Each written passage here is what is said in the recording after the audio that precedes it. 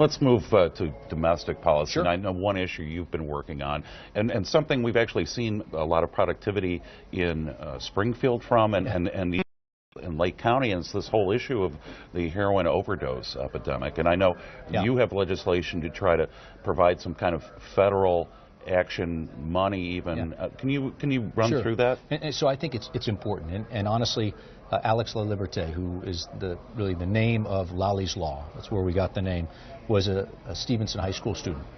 He was someone with good grades, was active in his school, was active in athletics, and when he went off to college, was hospitalized, and they didn't understand why. He was actually going through withdrawals. And so, honestly, just after his finals of I think it was his sophomore year, his parents came in and found him, and he had gone.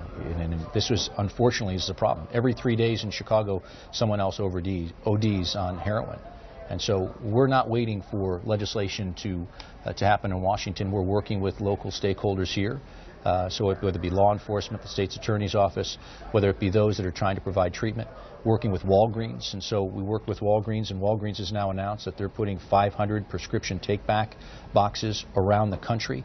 They are going to offer naloxone, which is that heroin antidote if you're overdosing, in 35 states over the counter. So enormously powerful steps that are happening. And again, this is trying to enable people to have a second chance at recovery. We still have to work on the root cause of trying to make sure heroin gets out of the hands of those that are looking to try to abuse it. But I have to wonder, because, you know, with the long-time war on drugs, and it was viewed that drugs were an infestation in poverty areas and perhaps didn't get the attention. Not anymore. And now when you look at, you know, in suburbs, poverty areas, rural areas. Rick, let me make it perfectly clear for those that are watching. This is a problem that's all over our country, in every single neighborhood. This is not in the inner cities and the back alleys.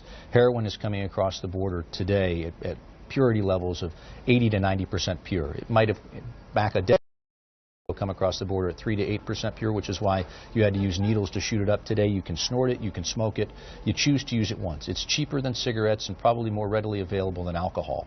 And so people know where to get it. And so if you think this is not happening in your communities, you are wrong. And so this is one of the reasons why we're putting a huge push on education and to make parents aware that this is something that they need to take very seriously.